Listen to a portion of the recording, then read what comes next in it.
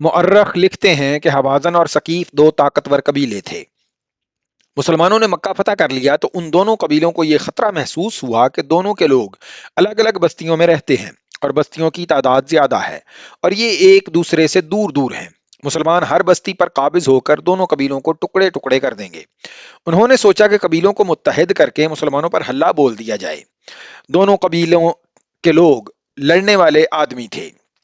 دونوں قبیلے لڑنے والے آدمیوں کو ساتھ لے کر حنین کے قریب اوتاس کے مقام پر لے گئے۔ ان کے سرداروں نے چھوٹے چھوٹے کئی اور قبائل کو اس قسم کے پیغام بھیج کر کہ مسلمان ان کی بستیوں کو تباہ و برباد کرنے کے لیے آ رہے ہیں، اپنا اتحادی بنا لیا۔ اس متحدہ لشکر کی تعداد 12,000 ہو گئی۔ اس لشکر کا سپہ سالار مالک بن عوف تھا۔ اس نے لشکر کے ہر آدمی کو اجازت دے دی کہ وہ اپنے بیوی بچوں اور مویشیوں کو ساتھ لے آئے۔ اس نے اس اجازت کا جواز یہ پیش کیا تھا کہ مکہ کا محاصرہ بہت لمبا ہو سکتا ہے۔ اگر ایسا ہوا تو لشکریوں کو اپنے بیوی بچوں اور مویشیوں کا غم ہوگا کہ معلوم نہیں کیسے ہوں۔ اس اجازت سے تقریباً سب نے فائدہ اٹھایا۔ اس طرح جتنا لشکر لڑنے والوں کا تھا اس سے کہیں زیادہ تعداد عورتوں اور بچوں کی تھی۔ اونٹ بھی بے شمار تھے۔ درید بن سما بہت بوڑھا تھا۔ وہ میدان جنگ میں لڑنے کے قابل نہیں تھا، لیکن لڑنے اور لڑانے کا تجربہ جو اسے تھا وہ اور کسی کو نہ تھا۔ سپہ سالار مالک بن عوف کو بنایا گیا تھا، لیکن اس میں خوبی صرف یہ تھی کہ وہ بہت جوشیلا تھا۔ درید کو اس کے تجربے کی وجہ سے بلا لیا گیا۔ درید بن سما اس وقت اس لشکر میں شامل ہوا جب لشکر اوتاس کے مقام پر خیمہ زن تھا۔ وہ شام کے وقت پہنچا۔ اسے بچوں کے رونے کی آوازیں سنائی دیں۔ اس نے بکریوں اور گدھوں کی آوازیں بھی سنی۔ اس نے کسی سے پوچھا کہ لشکر کے ساتھ بچے، بکریاں اور گدھے کون لایا ہے؟ اسے بتایا گیا کہ سپہ سالار نے بال بچے اور مویشی ساتھ لے جانے کی نہ صرف اجازت دی ہے بلکہ انہیں ساتھ لانے کی حوصلہ افزائی بھی کی ہے۔ مالک درید بن سما نے مالک بن عوف کے خیمے میں جا کر پوچھا، یہ تو نے کیا کیا ہے؟ میں نے ایسا لشکر پہلی بار دیکھا ہے جو لڑنے والے لشکر کی بجائے نقل مکانی کرنے والوں کا قافلہ معلوم ہوتا ہے۔ مجھے تمہاری جنگی فہم و فراست پر ذرا سا بھی شک نہیں میرے مالک۔ مالک بن عوف نے کہا، لیکن میں نے جو سوچا ہے وہ تم ساری عمر نہیں سوچ سکتے۔ میں نے لشکریوں سے کہا تو یہ ہے کہ محاصرہ لمبا ہو جانے کی صورت میں انہیں اپنے اہل و عیال اور مال مویشی کے متعلق پریشانی پیدا ہو جائے گی، لیکن میں نے سوچا کچھ اور ہے۔ میں مکہ کو محاصرے میں نہیں لوں گا بلکہ یلغار کروں گا۔ مسلمانوں کو ہم بے خبری میں جا لیں گے۔ تمہیں معلوم ہے کہ لڑنے میں مسلمان کتنے تیز اور عقل مند ہیں۔ وہ پینترے بدل بدل کر لڑیں گے۔ ہو سکتا ہے ہمارے آدمی ان کی بے جگری کے آگے ٹھہر نہ سکیں۔ وہ جب دیکھیں گے کہ ان کی عورتیں اور جوان بیٹیاں اور بچے اور دودھ دینے والے مویشی بھی ساتھ ہیں تو وہ انہیں بچانے کے لیے جان کی بازی لگا کر لڑیں گے اور زیادہ بہادری سے لڑیں گے، بھاگیں گے نہیں۔ تجربہ عمر سے حاصل ہوتا ہے مالک، درید نے کہا۔ تیرے پاس جذبہ ہے، غیرت ہے، جرت ہے، لیکن عقل تیری ابھی خام ہے۔ لڑائی میں ان لوگوں کا دھیان آگے نہیں پیچھے ہوگا۔ یہ یہی دیکھتے رہیں گے کہ دشمن پہلو یا عقب سے ان کے بال بچوں تک تو نہیں آ گیا۔ دشمن جب ان پر جوابی حملہ کرے گا تو یہ تیزی سے اپنے بیوی بچوں تک پہنچیں گے کہ یہ دشمن سے محفوظ رہیں۔ تو بہت بڑی کمزوری اپنے ساتھ لے آیا ہے۔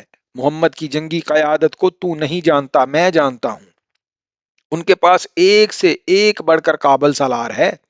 وہ تیری اس کمزوری پر وہ تمہیں بہت جلدی دبوچ لیں گے۔ وہ کوشش کریں گے کہ تیرے لشکر کی عورتوں اور بچوں کو یرغمال میں لے لیں۔ انہیں دور پیچھے رہنے دو، مکہ کو کوچ کرو۔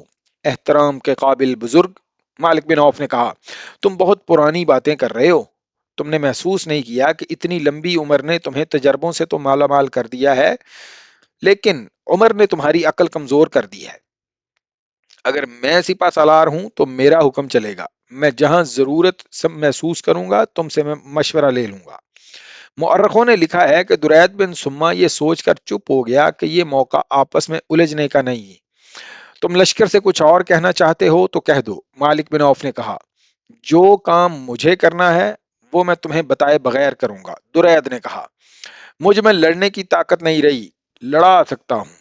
اس نے اپنے خیمے میں جا کر قبیلوں کے سرداروں کو بلایا اور اتنا ہی کہا، جب حملہ کرو گے تو تمہارا اتحاد نہ ٹوٹے۔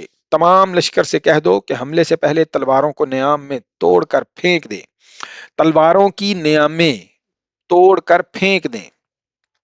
عربوں میں یہ رسم تھی کہ لڑائی میں جب کوئی اپنی نیام توڑ دیتا تھا تو اس کا مطلب یہ ہوتا تھا کہ یہ شخص لڑتا ہوا جان دے دے گا، پیچھے نہیں ہٹے گا اور شکست نہیں کھائے گا۔ نیام توڑنے کو وہ فتح یا موت کا اعلان سمجھتے تھے۔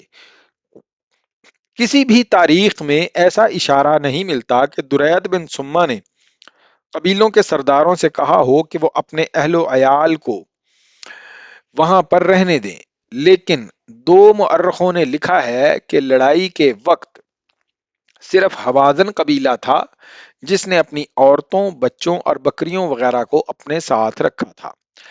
یہ دوسرا موقع تھا کہ اتنے زیادہ قبیلوں کی متحدہ فوج مسلمانوں کو تہس نہس کرنے آ رہی تھی۔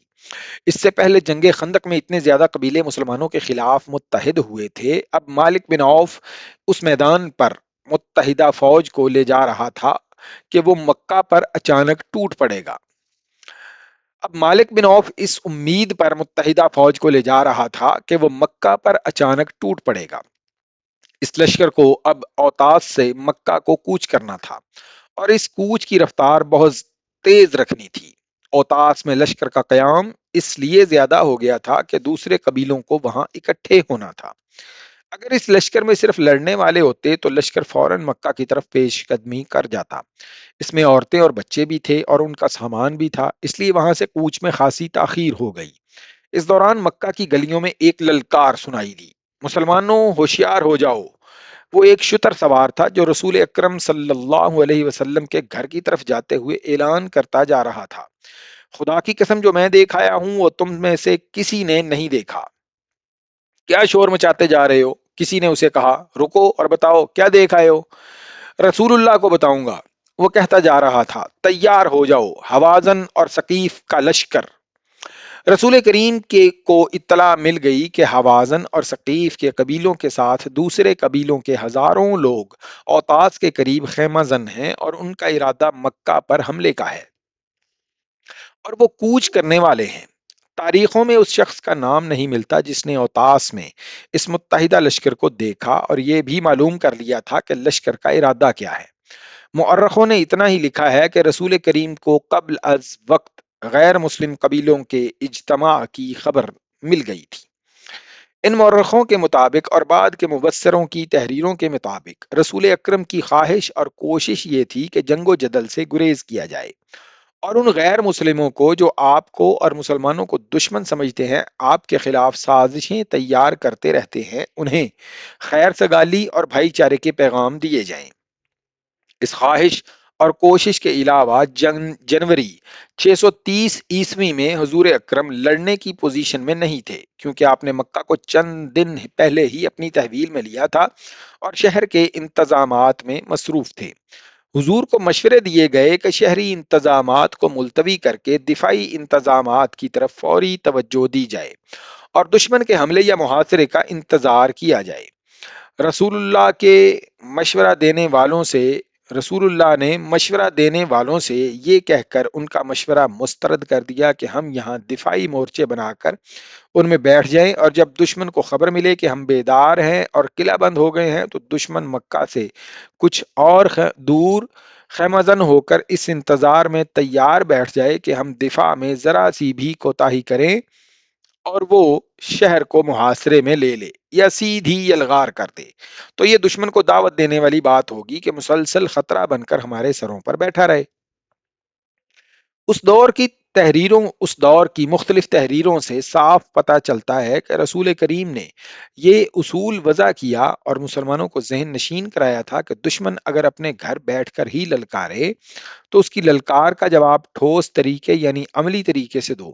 دوسرا یہ کہ دشمن کی نیت اور اس کے عزائم کا علم ہو جائے تو اپنی سرحدوں کے اندر بیٹھ کر اس کا انتظار نہ کرتے رہو، اس پر حملہ کر دو۔ اور حضور نے اپنی امت کو تیسرا اصول یہ دیا کہ ہر وقت تیاری کی حالت میں رہو اور دشمن کو احساس دلاؤ کہ وہ تمہیں للکارے گا یا تمہارے لیے خطرہ بننے کی کوشش کرے گا تو تم بجلی کی طرح اس پر کوند پڑو گے۔